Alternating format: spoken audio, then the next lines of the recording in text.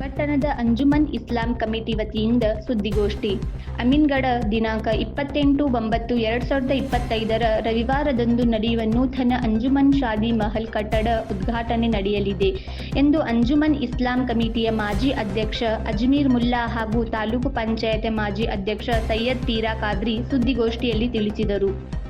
ಸುಮಾರು 1.20 ಲಕ್ಷ ರೂಪಾಯಿಗಳಲ್ಲಿ ನಿರ್ಮಾಣಗೊಂಡ ಈ ಕಟ್ಟಡ ಉದ್ಘಾಟನಾ ಈ ಕಾರ್ಯಕ್ರಮದಲ್ಲಿ ವಸತಿ ಹಾಗೂ ವಕ್ಫ್ ಸಚಿವ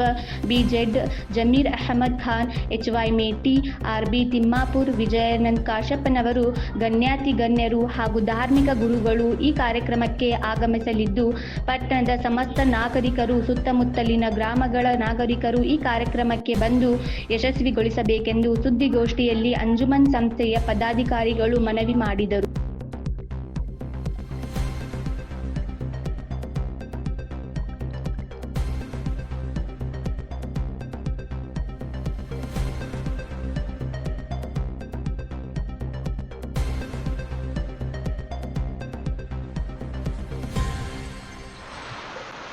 ಎಲ್ಲ ಪತ್ರಿಕಾ ಬಳಗದ ಎಲ್ಲ ಪತ್ರಿಕಾ ಮಿತ್ರರಿಗೆ ನಮ್ಮ ಅಂಜುಮನ್ ಇಸ್ಲಾಂ ಕಮಿಟಿಗೆ ವತಿಯಿಂದ ಮೊದಲನಾಗ ತಮ್ಗೆಲ್ಲರಿಗೂ ಅಮೀನ್ಗಢದ ಎಲ್ಲ ಪತ್ರಿಕಾ ಬಳಗದ ಎಲ್ಲ ಹಿರಿಯ ಪತ್ರಿಕಾ ವರದಿಗಾರರಿಗೂ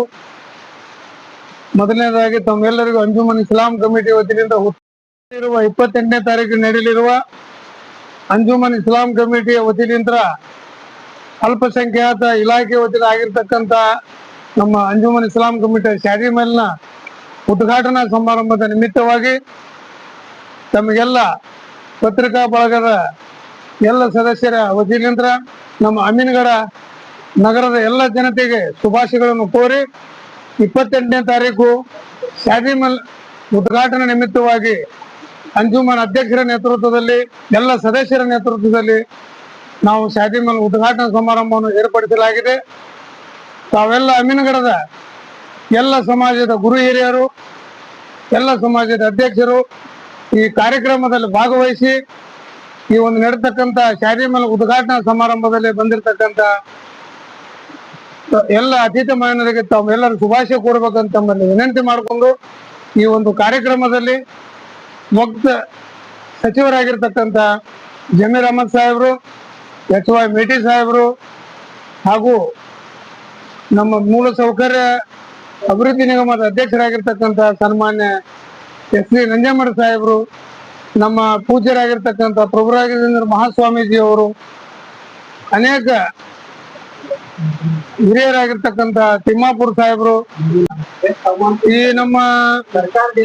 ಅಲ್ಪಸಂಖ್ಯಾತ ಇಲಾಖೆಲಿಂದ 36 ಲಕ್ಷ 28,000 ಒಂದು 25 ಲಕ್ಷ ಒಂದು ಇಲ್ಲಿ ನಮ್ಮ ಅಲ್ಪಸಂಖ್ಯಾತ ಇಲಾಖೆ ವತಿಲಿಂದ ಇದು ಅಲ್ಪಸಂಖ್ಯಾತ ಇಲಾಖೆ 60 36 ಒಂದು 25 61 ಲಕ್ಷ ಸರ್ಕಾರದ್ರಿ.